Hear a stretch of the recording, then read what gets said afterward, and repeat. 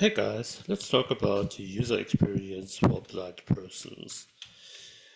The WCAG, the Web Content Accessibility Guidelines, covers the demands of blind people or the requirements very good, the technical requirements. But to be technically accessible doesn't mean that the application is good usable for blind people. That is a fact that is often overseen.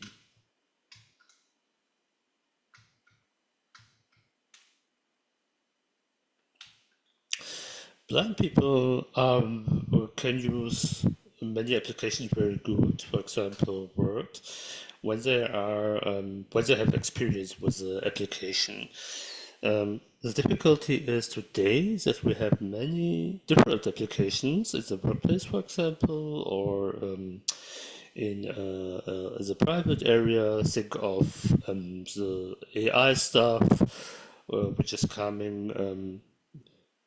Um, the AI applications can be very different one from one to another, and that makes it very difficult for blind people to use them because every time they use a new interface, they have to orient themselves and they have to understand how the interface works. That is something which is for sighted persons very logically. You have user experience patterns, design patterns for most things. For example, you know how to fill out a form, where to click to start a conversation with an AI, and something like that.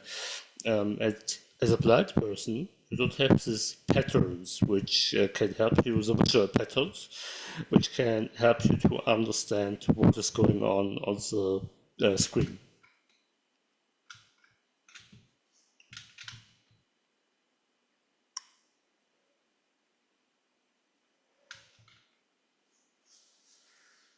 One example of a bad user pattern is to place the cancel button on the left side and the accept button on the right side. As far as I know, this comes from Apple with the smartphones. When you use a smartphone, you usually hold it with your left hand and use it with your right hand. And it is easier to click the accept button with the finger of the right hand, and that may be the reason. But for the keyboard users, that means that the cancel button, which is not usually the button you want to click, is the first button you reach with the tab key. And that makes it probably that you click the wrong action because the usual action or the action you wish to do is to click the right button.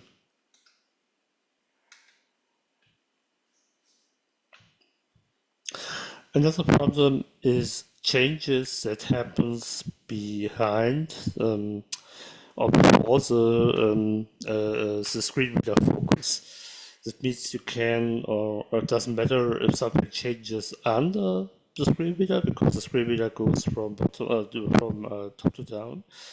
But you don't usually recognize what is happening above the screen reader focus. And the problem is, okay, you get now the message that has something changed, perhaps, via area, but you don't know what have changed, perhaps, and especially you don't know where it has changed. That means you have to go back the whole way to the top of the page until you find the thing which has changed. And perhaps the change was not very important for you.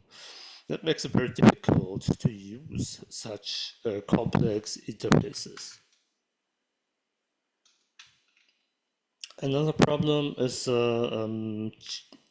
the rising complexity of keyboard shortcuts. When you think of different software in web applications, you need three keys to push three keys at the same moment.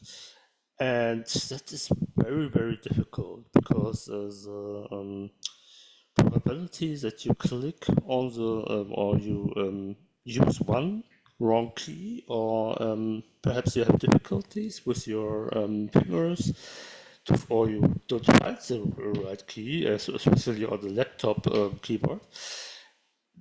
This makes it very difficult to do that, complex actions. And another problem is that you don't have the same shortcuts in different similar applications.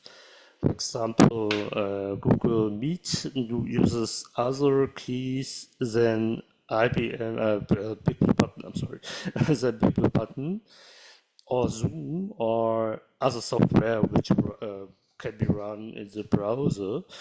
And that makes it very difficult to use the software because you always, if you use more than one of these applications in the browser, you have to remember all the different keys, shortcuts. And if you don't remember this, you have to tap through the whole application, for example, to mute your or unmute your mic, or your switch on your camera and so on. And this makes it very unpleasant to use the software.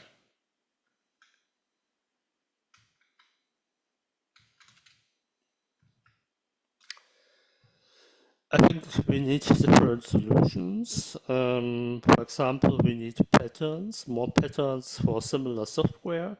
I already mentioned the problem with Big Button and video meetings software, but the same is important for other software which runs in the browser, or other software which do similar things, should work similar, so as it do it for sighted persons.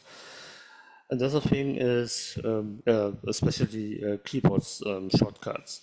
Another thing is we have to take into account um, the needs of blind people when we design the software, not at last. What we do today is we design the software for sighted persons, and then we think about, oh, we could do it that way to make it accessible to blind persons.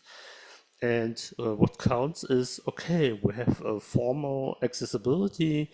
It doesn't matter if it is pleasant to use only for sighted persons.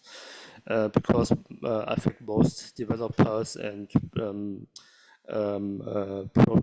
product owners think, okay, a blind person never will use my software. Why should I care about it? So that was it for the time. I hope you enjoyed the content. I would be glad if you come back again next time. Goodbye.